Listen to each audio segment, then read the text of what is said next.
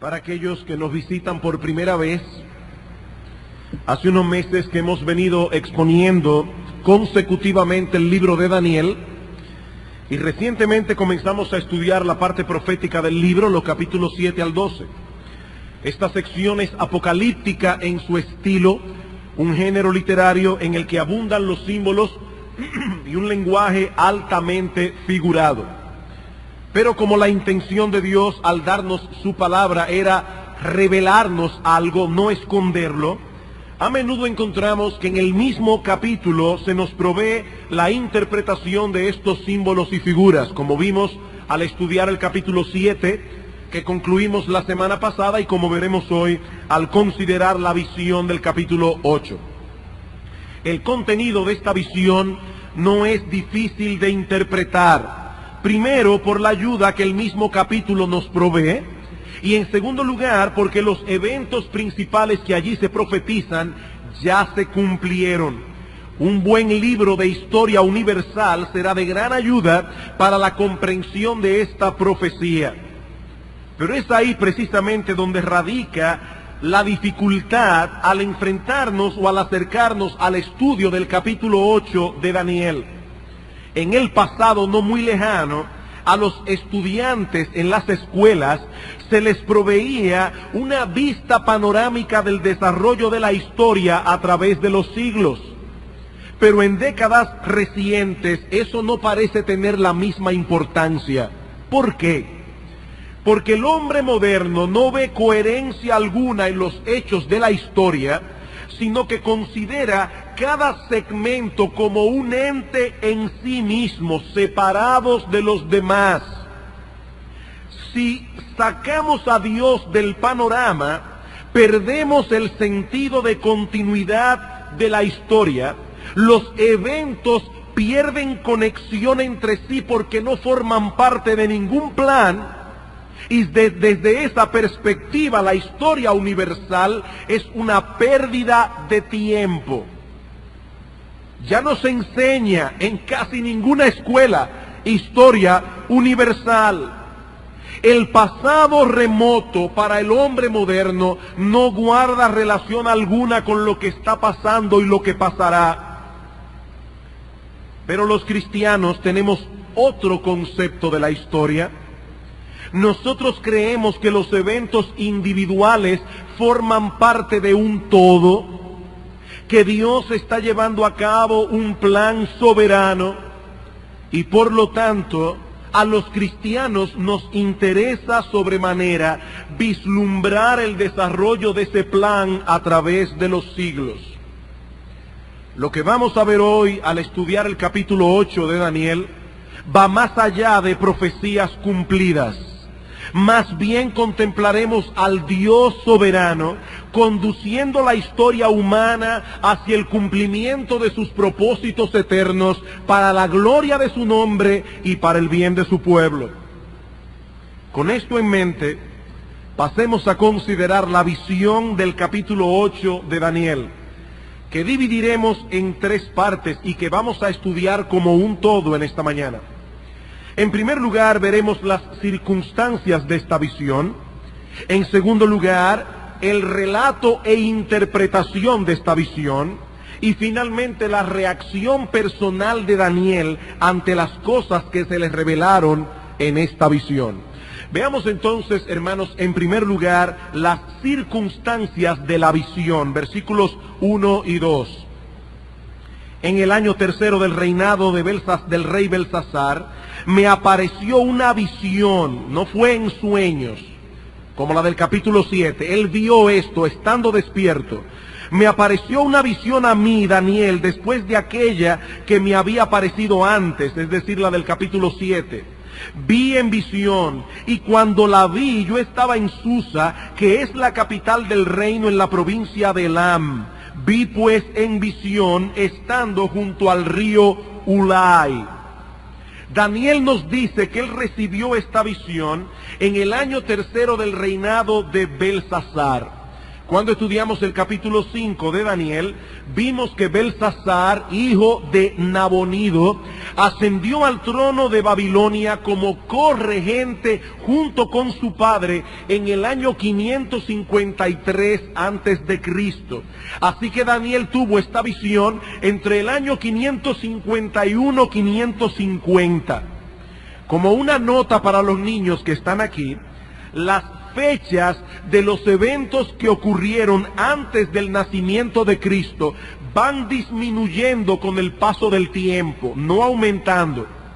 Por eso, partiendo de la fecha en que Belsasar comenzó su reinado, los años se deben contar 553, 552, 551, 550, y así van los años hasta el año 0, cuando supuestamente Cristo nació. Y digo supuestamente porque sé que la mayoría entiende que hay un error en el calendario, pero el punto es que los años van descendiendo. A partir del nacimiento de Cristo, los años comienzan a contarse hacia adelante. 1, 2, 3, 4, y ahora estamos en el 2002. Por otra parte, Daniel nos dice que la visión ocurre en Susa, capital del reino en la provincia de Elam, al sur de la meseta del Irán. Y dice aquí que fue junto al río Ulai. Susa era una capital importante del imperio medo-persa. De hecho, los reyes solían pasar allí 3 meses al año por lo menos. La mayoría de los comentaristas opinan que Daniel no estaba físicamente en Elam, sino que los hechos que él vio en visión ocurrieron en ese lugar. ¿Y qué fue lo que Daniel vio en visión?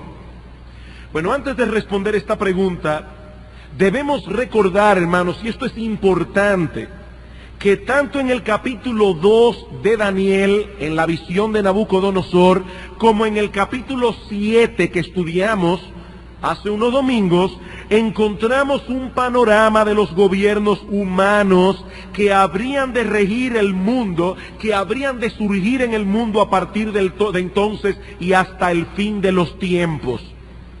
Lo que tenemos en el capítulo 8 es una parte de ese panorama vista con más detalles.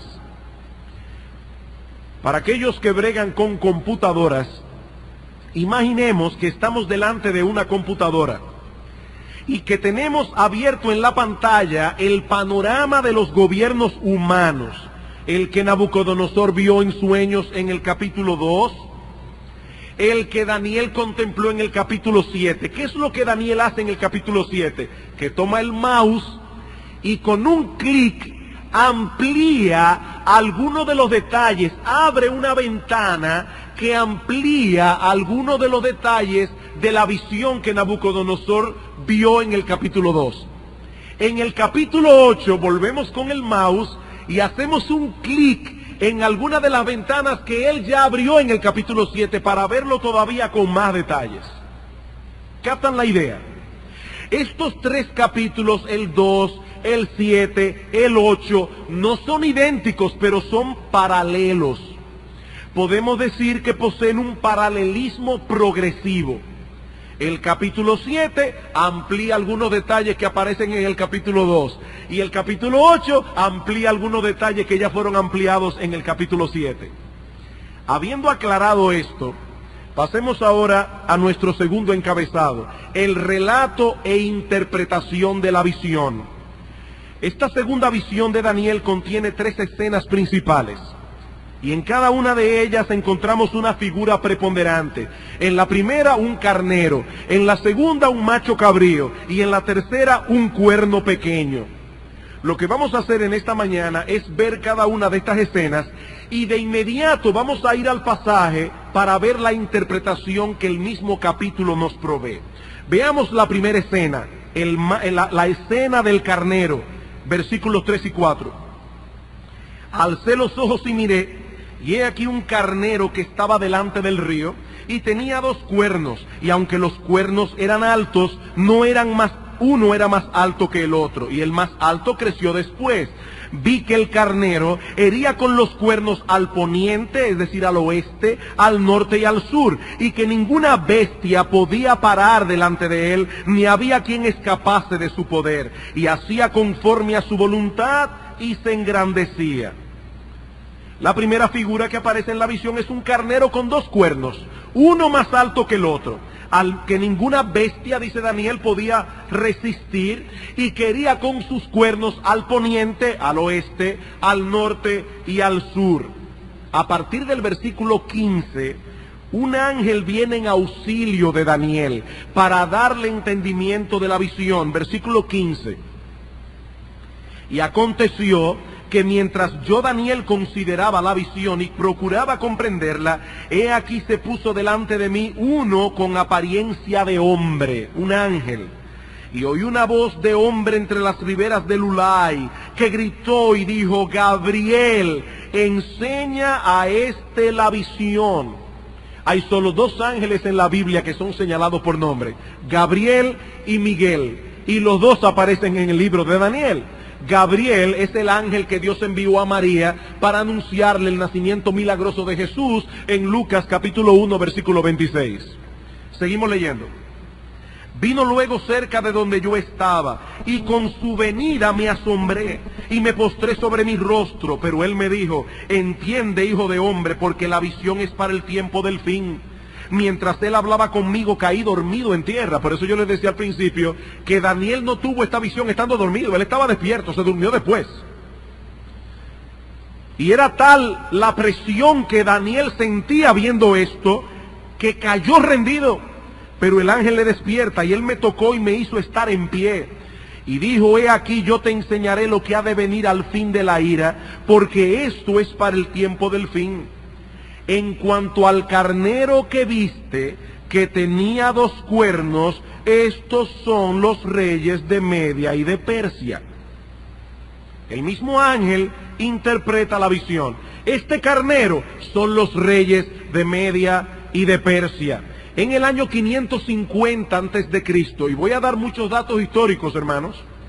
En el año 550 antes de Cristo, probablemente unos meses después de que Daniel tuviera esta visión, Ciro el Grande asciende al trono de Persia y toma el control de Media, algo que Isaías había profetizado unos 150 años antes de que esto ocurriera.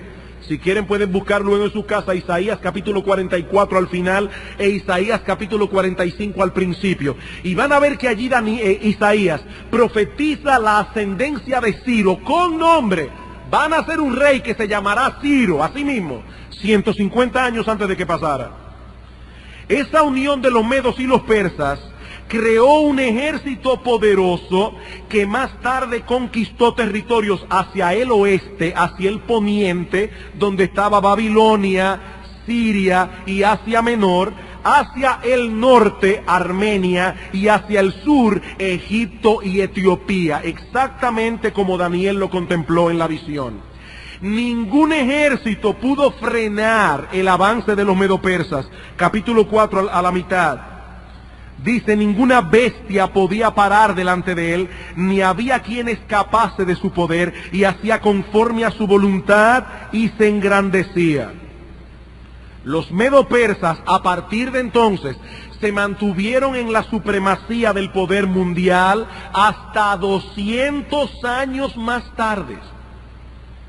Duraron en el poder, en la supremacía absoluta del mundo durante 200 años, hasta que hizo su aparición la segunda figura importante de la visión de Daniel, un macho cabrío. Versículos 5 al 8. Mientras yo consideraba esto, he aquí un macho cabrío venía del lado del poniente sobre la faz de toda la tierra sin tocar tierra. Y aquel macho cabrío tenía un cuerno notable entre sus ojos. Y vino hasta el carnero de 2 cuernos que yo había visto en la ribera del río, y corrió contra él con la furia de su fuerza.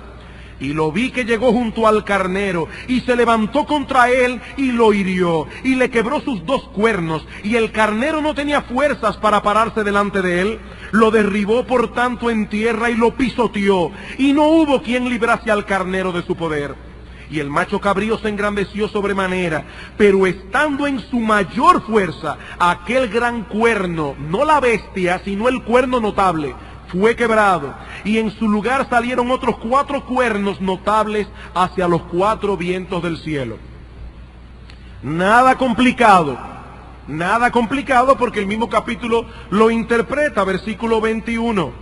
El macho cabrío es el rey de Grecia, y el cuerno grande que tenía entre sus ojos es el rey primero, el primero de los reyes de ese reino. Lo interesante es que, como yo decía hace unos domingos atrás, cuando Daniel profetizó eso, el reino de Grecia ni existía. Grecia era un montón de ciudades-estados independientes entre sí, hasta que llega este macho cabrío y su rey primero, que es Alejandro el Grande, el primer rey, hijo de Filipo II, quien llega al trono de Macedonia con apenas 20 años de edad en el año 336 antes de Cristo. En apenas 11 años, Alejandro conquistó el mundo entero conocido de aquel entonces. Por eso es que Daniel nos dice que este macho cabrío corría sin tocar tierra, rápidamente. Y en el capítulo 7 para referirse a Alejandro, usa la figura de un leopardo con alas de aves en sus espaldas. Las hazañas militares de Alejandro fueron sorprendentes. En el año 334 derrotó a los persas por primera vez en la batalla del río Gránico. Unos años más tarde vence a Darío III en la batalla de Isos. Y en el año 331 aplastó por completo al grueso de las fuerzas medopersas en la famosa batalla de Gaugamela. De ahí en adelante, Alejandro ya era dueño del mundo. Y eso fue lo que Daniel contempló en visión 200 años antes de que sucediera. Dice que cuando ese macho cabrío se enfrenta al carnero, el carnero fue pisoteado por él. Alejandro era tan genial que cuando él vio el grueso de las fuerzas medopersas, que eran inmensas, mucho más que las de él, estratégicamente fue moviendo a los medopersas en la batalla de Gaugamela a un estrecho donde los persas no podían entrar todos juntos, y lo fue eliminando poco a poco. Era un genio militar. Pero ya Daniel lo había dicho 200 años antes. Pero algo sucedió que detuvo el avance de este macho cabrío. Dice en el versículo 8 que cuando se encontraba en el cenit de su grandeza, este gran cuerno fue quebrado. Versículo 8, y el macho cabrío se engrandeció sobremanera, pero estando en su mayor fuerza, aquel gran cuerno fue quebrado. No la bestia continuó viva, pero el cuerno grande, Alejandro de manera particular, fue quebrado. Alejandro el Grande muere repentinamente en el año 323 antes de Cristo, teniendo apenas 33 años de edad, en su mayor fuerza. Solo como una nota al margen, es importante notar que Alejandro no murió en batalla, ni asesinado. Murió a causa de sus excesos, sobre todo en el comer y en el beber. El hombre a quien nadie podía resistir en la guerra no pudo vencer sus propios apetitos. Por eso dice en Proverbios capítulo 25, versículo 28, que como ciudad derribada y sin muros es el hombre cuyo espíritu no tiene rienda. Eso es un hombre como una ciudad derribada y sin muros. En aquel tiempo las murallas defendían la ciudad. Un hombre que no tiene dominio propio es una ciudad sin protección, sin murallas. Y en Proverbios capítulo 16, versículo 32, dice que es mejor el que se enseñorea de su espíritu que el que toma una ciudad. Alejandro sabía cómo tomar una ciudad y someterla, pero no sabía cómo enseñorearse de su espíritu. Este hombre no tenía dominio propio. Amados hermanos, si hay algo que nosotros debemos aprender es a controlar nuestros impulsos y deseos. Se puede ser tan capaz e inteligente como Alejandro, tener el mismo coraje y las mismas oportunidades para hacer hazañas grandiosas, tanto en el plano material como en el plano espiritual. Pero si no tenemos dominio propio, tarde o temprano nuestra vida se irá a pique. Si hay algo que necesitamos cultivar es el dominio propio. Si hay una virtud de carácter que debemos procurar desarrollar en nuestros hijos, es la determinación de vivir por principios, no por impulsos y deseos. Alejandro era grande como militar, como hombre era un enano, era un pigmeo, un hombre débil de carácter, y sus apetitos acabaron con él. ¿Y qué sucedió? ¿Qué sucedió con ese imperio glorioso que él fundó? Daniel lo revela también. Hermano, yo no sé ustedes, pero a mí me fascina estudiar este capítulo. Qué grande es la palabra de Dios y cuán inexcusable será la incredulidad de los impíos en aquel día, porque Dios ha hablado y es obvio que ha hablado. Cuán grandiosa es la Biblia, hermanos. Cuán grandiosa. ¿Qué pasó con ese vasto imperio que fundó Alejandro? Versículo 8. Y el macho cabrío se engrandeció sobremanera, pero estando en su mayor fuerza, aquel gran cuerno fue quebrado. Y en su lugar salieron otros 4 cuernos notables hacia los 4 vientos del cielo. ¿Qué significa esto? Daniel lo dice, versículo 22. Y en cuanto al cuerno que fue quebrado, y sucedieron 4 en su lugar, significa que 4 reinos se levantarán de esa nación, de los griegos, aunque no con la fuerza de él. Tan pronto muere Alejandro, sus 4 generales más prominentes se dividieron el imperio.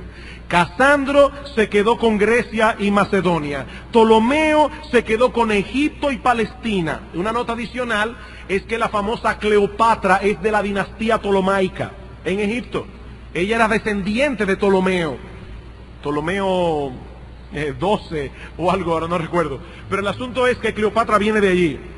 Luego está Lisímaco, que se quedó con Tracia y una gran parte del Asia Menor, y Seleuco, que se quedó con Siria y una gran parte del Medio Oriente. Todos estos hechos se cumplieron literalmente, tal como Daniel lo contempló en su visión, 200 años antes de que ocurrieran. Pero la profecía no concluye aquí. Todavía tenemos una tercera escena, que es a la que Daniel le pone más atención, y veremos ahora por qué, que tiene como figura principal un cuerno pequeño. Un cuerno pequeño. Versículo 9 al 14. Y de uno de ellos salió un cuerno pequeño, que creció mucho al sur y al oriente y hacia la tierra gloriosa, y se engrandeció hasta el ejército del cielo, y parte del ejército y de las estrellas echó por tierra y las pisoteó. Aún se engrandeció contra el príncipe de los ejércitos, y por él fue quitado el continuo sacrificio, y el lugar de su santuario fue echado por tierra. Y a causa de la prevaricación le fue entregado el ejército junto con el continuo sacrificio, y echó por tierra la verdad, e hizo cuanto quiso y prosperó. Entonces oía un santo que hablaba, y otro de los santos preguntó a aquel que hablaba: ¿hasta cuándo durará la visión del continuo sacrificio y la prevaricación asoladora, entregando el santuario y el ejército para ser pisoteados? Y él dijo: hasta 2300 tardes y mañanas, luego el santuario será purificado. ¿Qué significa esto? La Biblia también lo revela. Es una visión muy simple, muy sencilla. Versículo 23. Y al fin del reinado de estos, es decir, de estos 4 generales que hemos citado ya y sus dinastías, al fin del reinado de esto, cuando los transgresores lleguen al colmo, se levantará un rey altivo de rostro y entendido en enigmas, y su poder se fortalecerá, mas no con fuerza propia, y causará grandes ruinas y prosperará, y hará abierta arbitrariamente y destruirá a los fuertes y al pueblo de los santos. Con su sagacidad hará prosperar el engaño en su mano, y en su corazón se engrandecerá, y sin aviso destruirá muchos, y se levantará contra el príncipe de los príncipes, pero será quebrantado, aunque no por mano humana. La visión de las tardes y mañanas que se ha referido es verdadera, y tú guarda la visión, porque es para muchos días. Daniel contempla un rey que surge de ese reino griego dividido, y más particularmente de uno de esos 4 generales en los que se repartió el imperio, y al cual Daniel identifica aquí como un cuerno pequeño. La opinión prácticamente universal entre los estudiosos de las Escrituras, aquí no hay controversia, es que ese personaje no puede ser otro que Antíoco IV, descendiente de Seleuco, el que se repartió Siria y Asia Menor, y el Oriente Medio, y quien reinó en Siria entre los años 175 a.C. al 163. Daniel resalta 3 características de este cuerno pequeño que nos ayudan en su identificación. En primer lugar, lo describe como un hombre arrogante. Dice en el versículo 10, se engrandeció hasta el ejército del cielo. Y en el versículo 23, dice que se levantará un rey altivo de rostro, un hombre a quien la soberbia lo corona. Bueno, Antíoco se hizo llamar a sí mismo Theos Epífanes, que significa en griego el Dios manifestado, porque él decía ser la encarnación de Zeus, el presidente de los dioses del Olimpo. Aunque algunos le llamaban en secreto, en vez de Antíoco Epífanes, le llamaban Antíoco Epímanes, que en griego significa el loco. Era un individuo medio trastornado. En el segundo libro de Macabeos, en el capítulo 9, en el versículo 10, se nos dice que era tal la soberbia de este hombre que creía poder coger el cielo con sus manos. Pastor, escúcheme, yo no tengo en mi Biblia segunda Macabeos, ni yo tampoco. Los libros de Macabeos no son inspirados por Dios, pero como crónicas históricas son excelentes, y de hecho vamos a recurrir continuamente a ellos en el día de hoy. Son excelentes para conocer con detalles los hechos gloriosos del pueblo de Israel durante los días de Antíoco Epífanes. Estos libros relatan la historia de Judas Macabeo, por eso su nombre, Judas Macabeo y sus descendientes, quienes lucharon contra Antíoco para preservar la verdadera religión del pueblo de Israel. La importancia de estas obras es que fueron escritas muy cerca de los eventos que narran, y por eso es que son un documento histórico tan importante.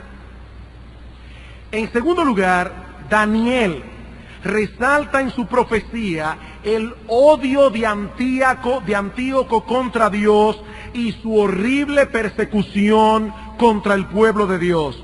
Dice en el versículo 9, y de uno de ellos, de Seleuco, salió un cuerno pequeño que creció mucho hacia el sur. Lo primero que hizo Antíoco cuando tomó el poder fue tratar de atacar a Egipto en el sur para tomar el territorio de los Ptolomeos. El problema es que cuando llegó allí, encontró que ya Roma tenía un protectorado sobre Egipto. Y un amigo de él, que él había conocido en Roma, era quien estaba al mando de aquella situación. Cuando Antíoco llegó, le tendió la mano, y el individuo le dijo, no, antes que nada, yo quiero que tú sepas que esto le pertenece a Roma, que ya estaba comenzando a ascender en el poder mundial. Todavía Roma no era Roma, pero ya estaba comenzando a hacerlo. Y cuenta la historia que Antíoco le dice, bueno, déjame pensar si yo me voy a ir de aquí o no. Y dice que este general romano le trazó un círculo con una vara alrededor de él, y le dijo, toma la decisión antes de salir de ese círculo. Antíoco se dio cuenta que no podía con este ejército. Se fue de Egipto bien molesto. ¿Y para dónde cogió? Para Palestina. Lo mismo que dice aquí. Dice, creció mucho hacia el sur y hacia el oriente y hacia la tierra gloriosa. Es decir, Canaán, la tierra de Israel. En el año 168 antes de Cristo es cuando Antíoco marcha hacia Egipto. Al no poder hacer nada allí, embiste Jerusalén en el año 171 antes de Cristo. Una vez allí, Antíoco destruyó la muralla de la ciudad, profanó el templo de Jerusalén, colocando allí una imagen de Zeus en el lugar santísimo del templo, y sacrificó un cerdo en el altar. Luego ordenó que cesaran las ofrendas que se ofrecían en el templo, destruyó el altar del sacrificio y mandó matar a miles de judíos. Dice la historia que mató unos 20,000. Eso es exactamente lo que Daniel profetiza en los versículos 10 al 12. Se engrandeció hasta el ejército del cielo, y parte del ejército y de las estrellas echó por tierra y las pisoteó. Aún se engrandeció contra el príncipe de los ejércitos, y por él fue quitado el continuo sacrificio, y el lugar de su santuario fue echado por tierra. Por 3 años y medio no se pudo hacer sacrificios en el templo. A causa de la prevaricación le fue entregado el ejército junto con el continuo sacrificio, y echó por tierra la verdad e hizo cuanto quiso y la pisoteó. Y en el versículo 24 dice, su poder se fortalecerá, mas no con fuerza propia, causará grandes ruinas y prosperará, y hará arbitrariamente y destruirá a los fuertes y al pueblo de los santos. La tercera característica que Daniel resalta en el texto es la astucia para engañar del cuerno pequeño, versículo 25. Con su sagacidad hará prosperar el engaño en su mano. Y más abajo dice, sin aviso destruirá a muchos. La idea que el texto da es la del hombre que viene con palabras lisonjeras, te hace bajar la guardia, y cuando tú estás indefenso te ataca sin piedad. Y una vez más es impresionante cómo se cumplieron estas palabras 360 años después de la profecía. 360 años después. Dice en primera Macabeos, y lo cito porque si alguno tiene una versión católica puede buscarlo en sus casas. En primera Macabeos capítulo 1 versículo 20 dice: pasado 2 años, envió el rey al jefe de los tributos a las ciudades de Judá y a Jerusalén con numerosas tropas. Esto no es profecía, esto es historia, esto fue lo que pasó. Y con falsía les habló palabras de paz en las que ellos creyeron. Pero de repente se arrojó sobre la ciudad, causando en ella gran estrago y haciendo perecer a muchos del pueblo de Israel. Fue un periodo terrible para los judíos, quienes sufrieron una de las persecuciones más violentas de toda su historia. Ahora hay un detalle en esta profecía que fácilmente podemos pasar por alto. ¿Por qué permitió Dios que algo como eso ocurriera con su pueblo? Y mis queridos hermanos, miembros de Iglesia Bíblica del Señor Jesucristo, la respuesta a esta pregunta debe ponernos a temblar. ¿Saben por qué? Por causa de la mundanalidad generalizada de Israel en aquellos días. Versículo 12. Y a causa de la prevaricación le fue entregado el ejército junto con papa. La palabra prevaricación allí podemos traducir la apostasía. A causa de la apostasía. Y en el versículo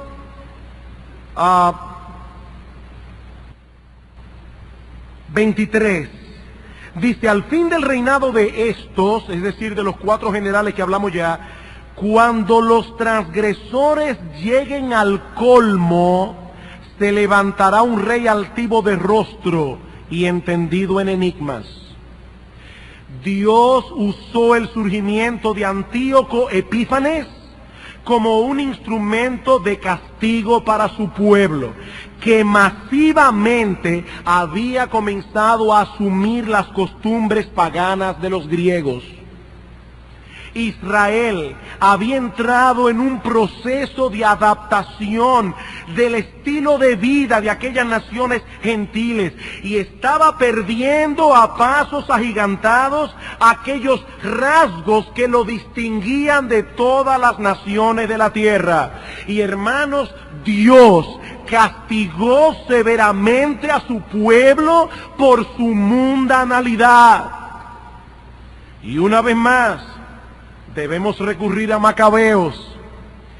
Dice en primera Macabeos 1:11, y el historiador está hablando allí del surgimiento de Antíoco Epífanes, en el versículo 11, y en el 12, de inmediato conecta el surgimiento de este impío, de este rey malvado, con la apostasía y mundanalidad del pueblo de Israel.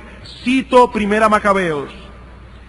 Salieron de Israel por aquellos días hijos inicuos que persuadieron al pueblo diciendo: ¡Ea, hagamos alianza con las naciones vecinas! Pues desde que nos separamos de ellas nos han sobrevenido tantos males, y a muchos les parecieron bien semejantes discursos. Hermano, cuando en la iglesia comienzan a surgir personas, tú sabes que los pastores son muy estrictos. Tú sabes que aquí lo que debemos hacer, lo que podemos hacer, lo que vamos a planificar, eso es una levadura maldita que leuda al pueblo de Dios. ¿Cómo surgió esta apostasía?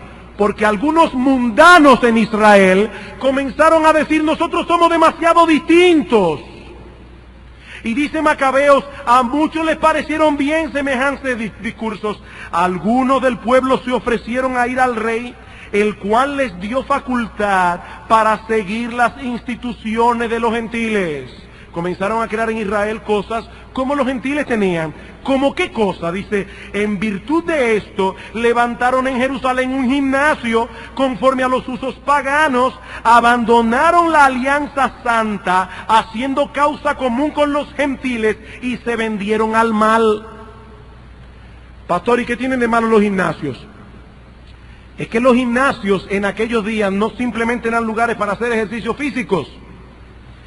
Era práctica común participar de las competencias atléticas completamente desnudos. Por eso se llama gimnasio, porque viene del griego gumné, que significa desnudez. Estos lugares promovían abiertamente la inmoralidad. Y cuenta la historia que algunos sacerdotes en el templo oficiaban rápido los sacrificios para llegar a las competencias atléticas a tiempo. Vamos rápido que ya va a comenzar el juego de atletismo. De paso, lo que sucede en algunas iglesias, tristemente hoy en los Estados Unidos de Norteamérica, donde en algunas iglesias no se celebra el culto de la tarde cuando es tiempo de Super Bowl, para que los hermanos vayan tranquilos al estadio. Y así comenzaron a adoptar muchas otras costumbres que eran abominables a los ojos de Dios. Mis amados hermanos, fueron cosas como estas las que atrajeron sobre el pueblo el desagrado de Dios, tal como Daniel profetizó 360 años antes de que sucediera. Y aquí hay una lección de suprema importancia para los creyentes de todas las épocas. Mis hermanos, nuestro Dios no es indiferente a la mundanalidad de aquellos que profesan la fe. Cuando comienzan a adoptar el estilo de vida del mundo, a hacerse cada vez más parecidos a los que no temen a Dios, ni tienen interés alguno en hacer su voluntad, Dios actúa. Él no es indiferente. Por eso dice en Santiago capítulo 4, versículo 4, oh almas adúlteras, ¿no sabéis que la amistad con el mundo de uno que profesa ser cristiano es enemistad contra Dios? Cualquiera pues que quiera ser amigo del mundo se constituye en enemigo de Dios. ¿O pensáis, dice Santiago, que la Escritura dice en vano que el Espíritu que Él ha hecho morar en nosotros nos anhela celosamente? Nuestro Dios es un esposo celoso. Nuestro Dios no permite que los suyos comiencen a coquetear con el mundo en la forma como visten, en la forma como se mueven, en los lugares que visitan. Nuestro Dios no lo permite. Él es un Dios celoso, y cuando su pueblo comienza a parecerse al mundo, Él actúa. No se puede pretender estar del lado de Dios cuando nos apropiamos al mismo tiempo de los valores del mundo, las metas del mundo, el estilo de vida del mundo, cuando nos hacemos cada vez más parecidos al mundo. No se puede. El que hace eso se está colocando a sí mismo en el bando de aquellos que son enemigos de Dios.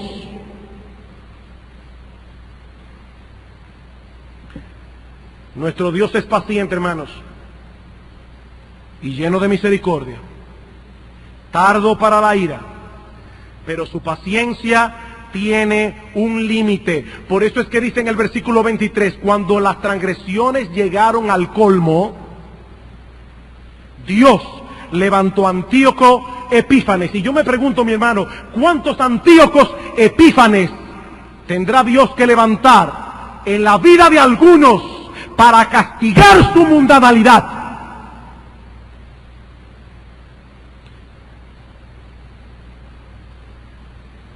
Cuando el pueblo de Dios comienza a identificarse con el mundo y la apostasía es obvia y franca, eso atrae como un imán el castigo de Dios.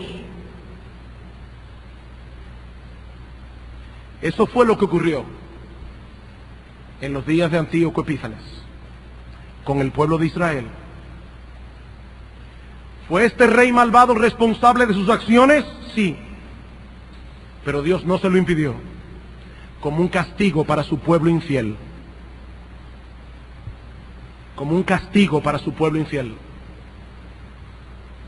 Mis amados hermanos, puede ser que llegue el día en que por la mundanalidad de los miembros de Iglesia Bíblica del Señor Jesucristo, Dios retire su candelero de este lugar. Sí, puede ser. Puede ser.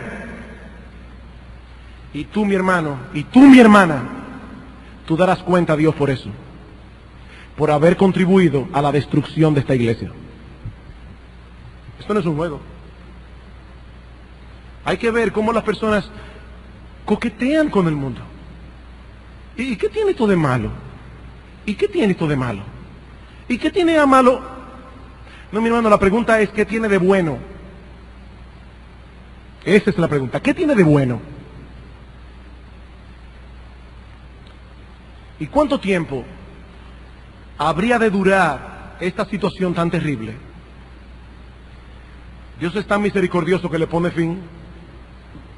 Dice en el versículo 13 que Daniel oyó a dos santos que hablaban, y alguien preguntó, ¿hasta cuándo durará la visión del continuo sacrificio y la prevaricación asoladora, entregando el santuario y el ejército para ser pisoteados?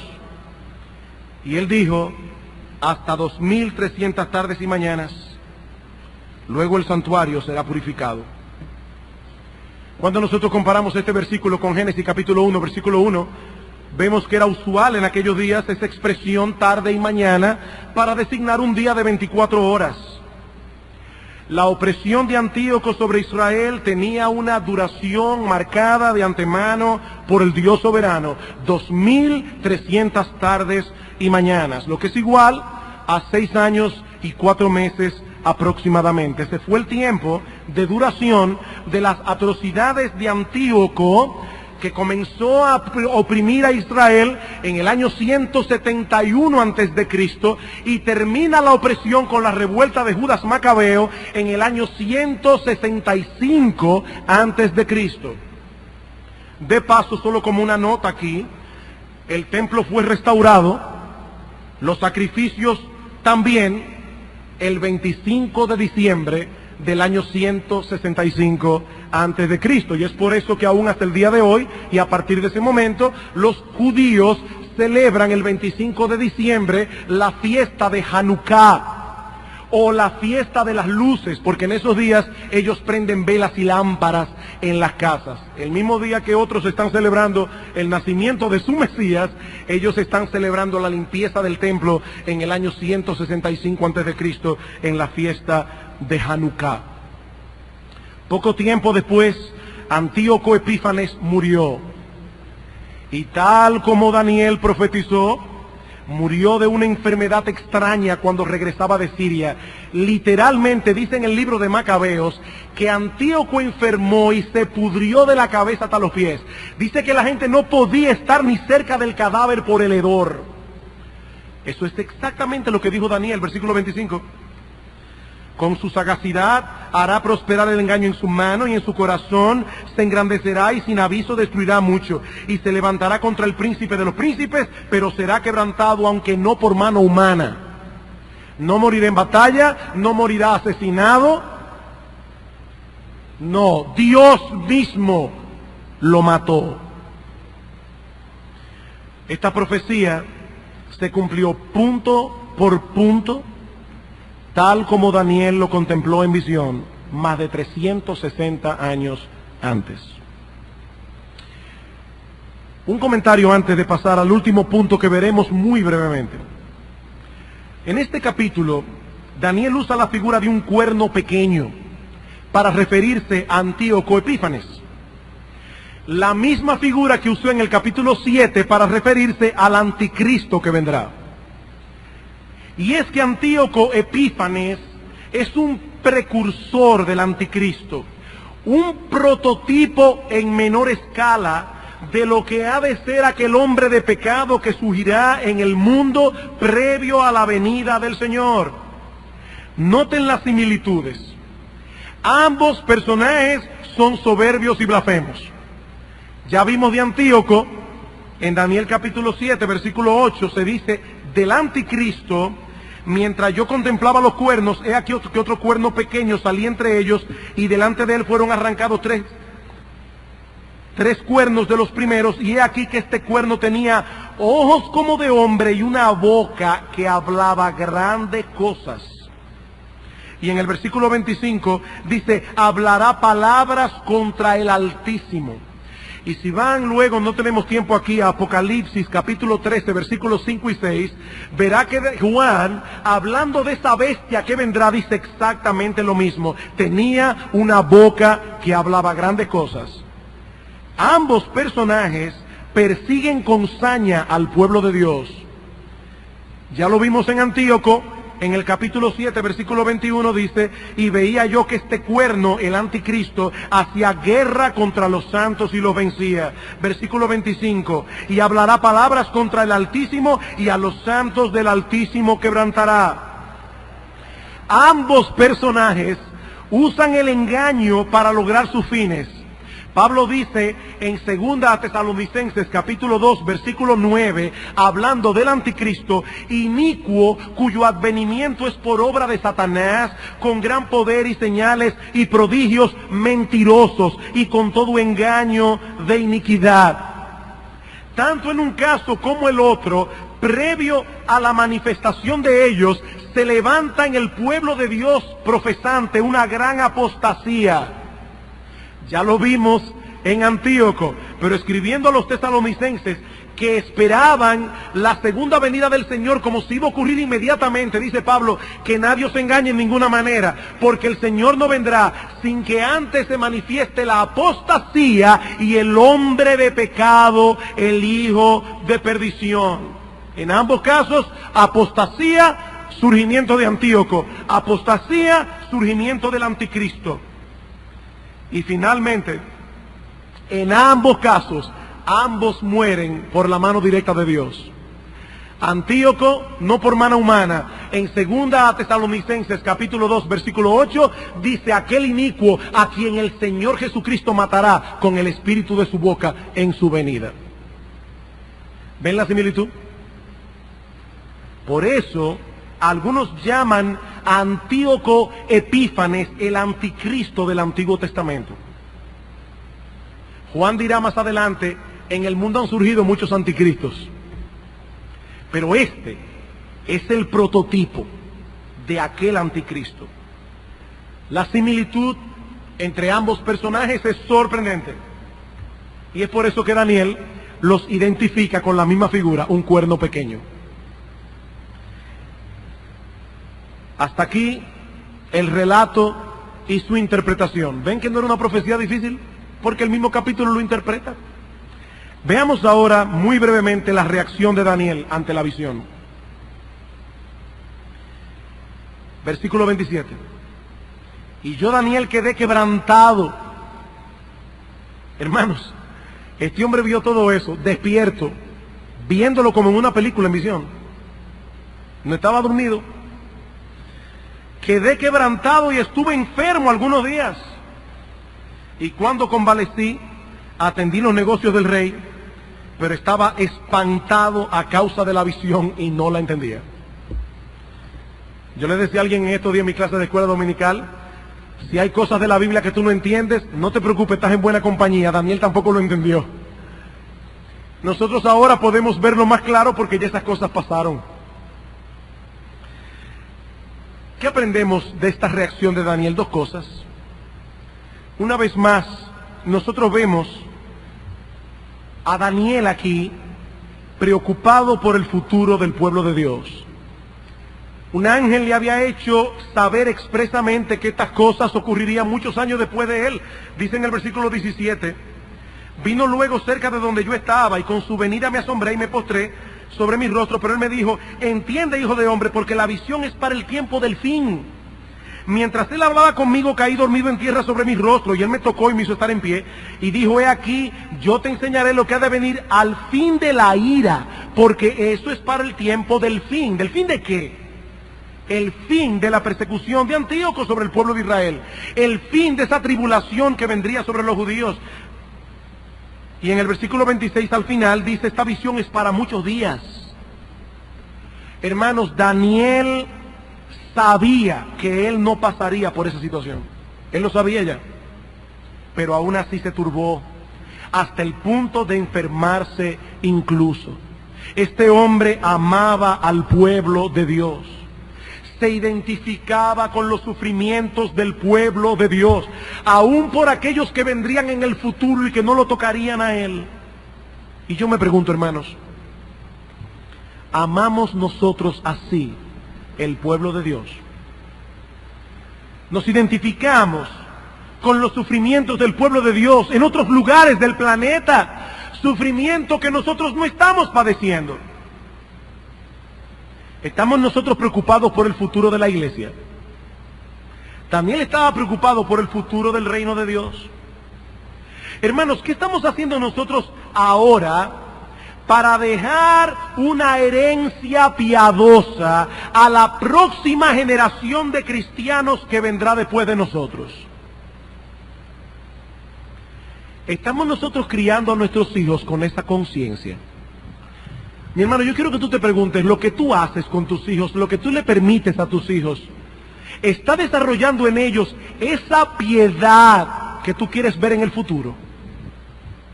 Para que la próxima generación de cristianos que vendrá sea más piadosa, más celosa, más ardiente que la nuestra. ¿Estás tú preocupado por el futuro del reino de Dios? ¿O estamos amoldándonos al mundo de tal manera que juicio de Dios podría venir sobre esta iglesia en el futuro por causa de la mundanalidad franca y abierta de muchos que están aquí, que dicen ser cristianos, que son miembros de iglesia bíblica del Señor Jesucristo? Eso es una pregunta que tú te debes hacer, mi hermano, porque todas las cosas comienzan con un poquito. Todo comienza con un poquito. Por eso decía Séneca, por más largo que sea un camino, siempre hay que dar un primer paso.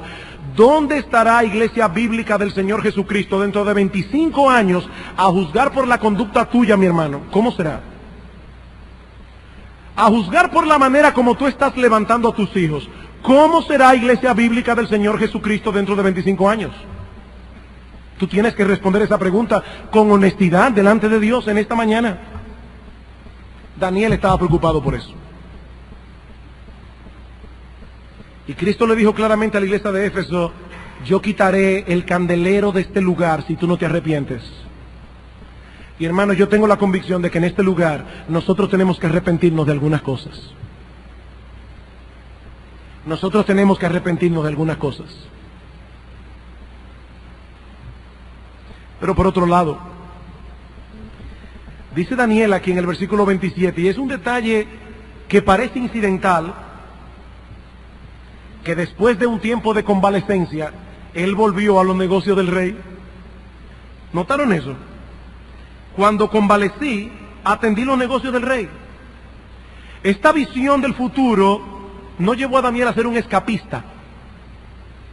Esta visión del futuro no llevó a Daniel a descuidar sus responsabilidades presentes.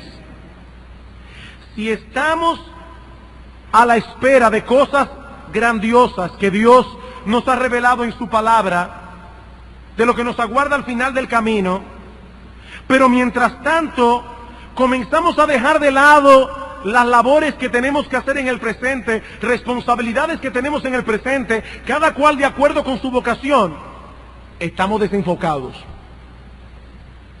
Si estamos haciendo eso, estamos desenfocados. Cuando el estudio de las Escrituras nos lleva a descuidar nuestra responsabilidad como esposos, como padres, como miembros de una iglesia, como miembros de una sociedad, hay algo que no estamos enfocando bien. Hermanos, nosotros miramos hacia el futuro para cobrar ánimo en el presente y seguir corriendo la carrera, no para excusar nuestra irresponsabilidad. Ya Cristo vuelve, ¿y para qué voy a afanarme yo con todo esto? Esa no fue la mentalidad de Daniel, evidentemente. Y lo último que quiero señalar aquí, y ya con esto sí concluyo, es algo que salta a la vista en este pasaje. ¿Qué es? Que nuestro Dios es veraz y que la Biblia es su palabra. Si hay algo que salta a la vista aquí, es que nuestro Dios es veraz y la Biblia es su palabra. Este es un breve capítulo de un breve libro de la Biblia.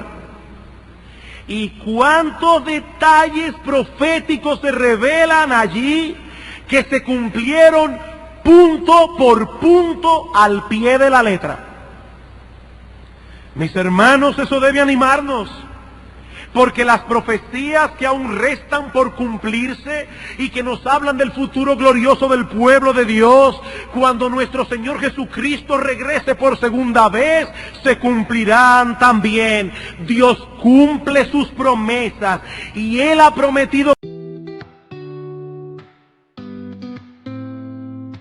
Leaves are falling golden brown, whispers of autumn all around. In the chill of the morning air, I find your presence everywhere. Every step we took down memory lane, in my heart, those moments remain. Autumn memories in the air, with every breath I feel you there. The colors of our love so true, in every shade I see you. Autumn memories, a timeless blend, in the season where our hearts ascend. Underneath the old oak tree, you and I, just you and me. Grandes cosas a su pueblo que podemos esperar con toda confianza, porque Dios es veraz y la Biblia es su palabra. Pero esto también debe llenar de temor a aquellos que no se han arrepentido de sus pecados y aún no se han convertido a Cristo para la salvación de sus almas, porque las advertencias de Dios se cumplirán también. Dios, nuestro Dios, es veraz cuando promete, pero Él es veraz cuando advierte.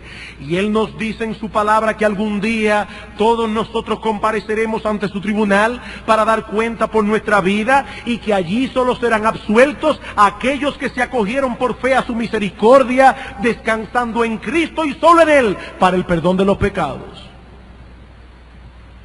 Espero, mi amigo, que no hayas escuchado estas cosas hoy en vano. Que la veracidad de Dios en su palabra abra tus ojos a la necesidad que tienes de arreglar tus cuentas con Él aquí y ahora. And we felt at home. The breeze would play its gentle tune beneath the rising silver moon. Through the fields of amber and gold, stories of our love unfold. The evening breeze, a silent song, reminds me where our hearts belong. Oh, the evening breeze, so soft and sweet, brings memories of when our hearts were meet.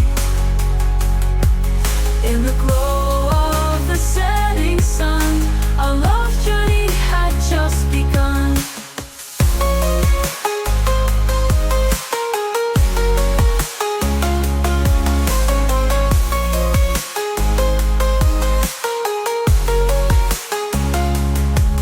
Down the quiet lanes we used to roam. Ahora, mi amigo, no es mañana, es aquí y ahora. Y eso solo es posible por medio de Cristo, el Salvador de pecadores, que ofrece gratuitamente el don de la vida eterna para todos los que creen en Él. Que Dios bendiga su palabra en esta mañana.